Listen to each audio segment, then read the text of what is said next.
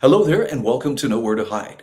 It's rare to find something where you will find conservatives and progressives landing on kind of the same common ground in opposition to a given issue. Lava Ridge may just be one of those issues. Now, that doesn't mean that every conservative opposes it, it doesn't mean that every progressive supports it.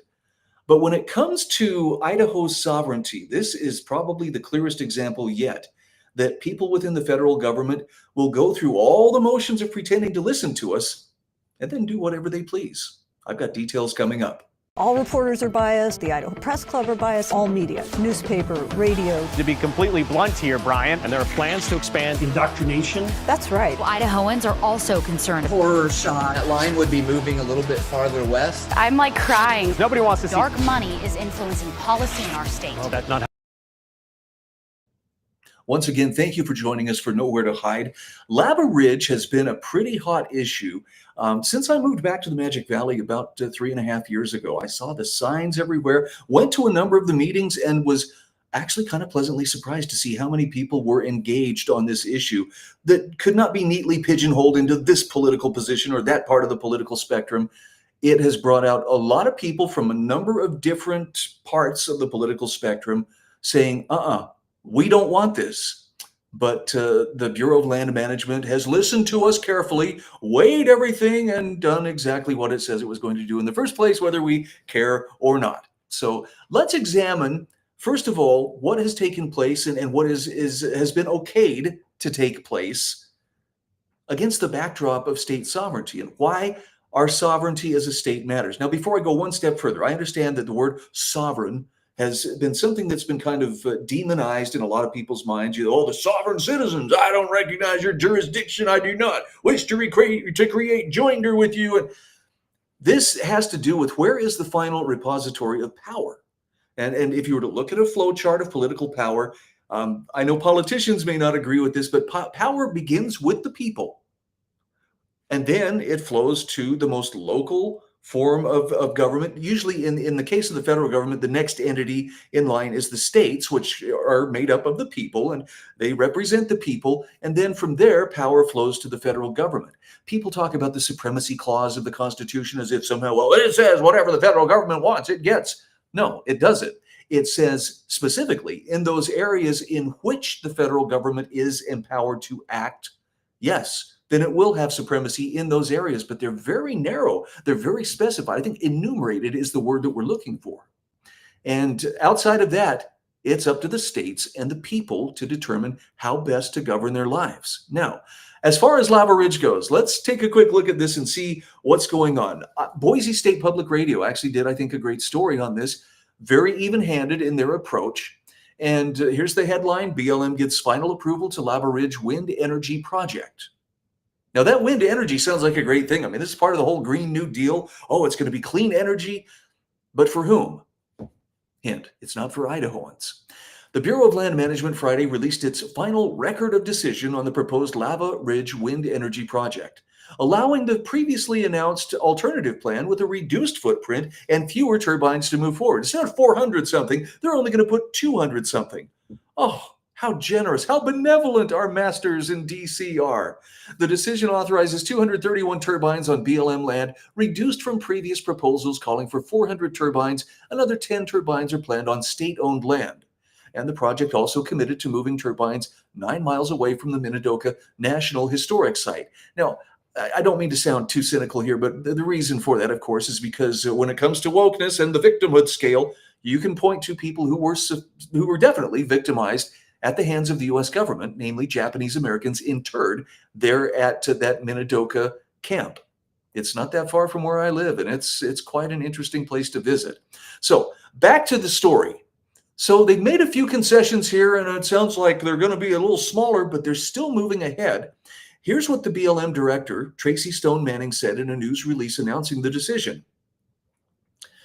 Tracy Stone Manning said the BLM spent hundreds of hours in the field and in conference rooms talking with Native American leaders, Japanese American community members, cooperating agencies, ranchers, and a broad range of people with deep ties to the Magic Valley who all helped shape the proposal. How many lies do you spot there? They all helped shape the proposal. No, they all got to go through the motions with with the BLM, but not necessarily have a say. Those discussions led to a final decision that balances clean energy development that the country needs and the protection of resources that are vital to the natural and cultural history of the West. But at no point does it listen to the actual people who live here in the area where those turbines are going to be put up, and who are also going to have to bear the cost of the construction, the inconvenience, the incredible amount of traffic it will take in order to create the Lava Ridge project. There's more here too. I thought this was interesting. The 1,200 megawatt project would be one of the biggest wind farms in the U.S. and could bring power to 500,000 homes. But developer Magic Valley Energy can't put shovels in the ground immediately. The BLM requires an approved plan of development, fulfillment of bonding and rent requirements, and other pre-construction studies and permits. Okay, blah, blah, blah. There's some bureaucracy we have to get through, but here's a very interesting little twist on, wow, 500,000 homes could be receiving clean power from one of the biggest wind farms in the U.S. Do you want to take a wild guess on how many of those homes are actually located in Idaho? None.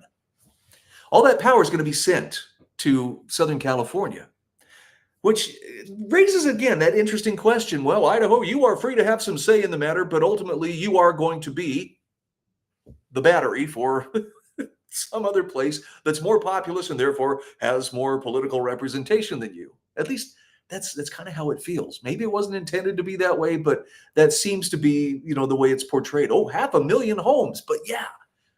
None of that power is going to the people who have to put up with everything that goes into generating that power, including the hazards to aviation, to wildlife, and of course to access to the land, which is one of the strongest reasons, to oppose Lava Ridge.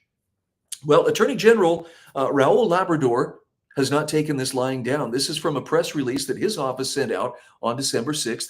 Attorney General vows opposition despite BLM decision to push Lava Ridge wind project forward. Here's what Attorney General Labrador had to say. The Biden administration's Bureau of Land Management released its record of decision, or ROD, today for the Lava wind power project, despite widespread opposition from a myriad of Idaho community interests. So just to put this into perspective, the Lava Ridge project would place hundreds of wind turbines in Idaho's Magic Valley, towering at some 660 feet high on 38,000 acres in Jerome, Lincoln, and Minidoka counties. This project, owned by an East Coast Power Consortium, would be primarily shipping generated power to California. Good for them. Idaho has spoken very clearly in opposition to this project, said Attorney General Raul Labrador.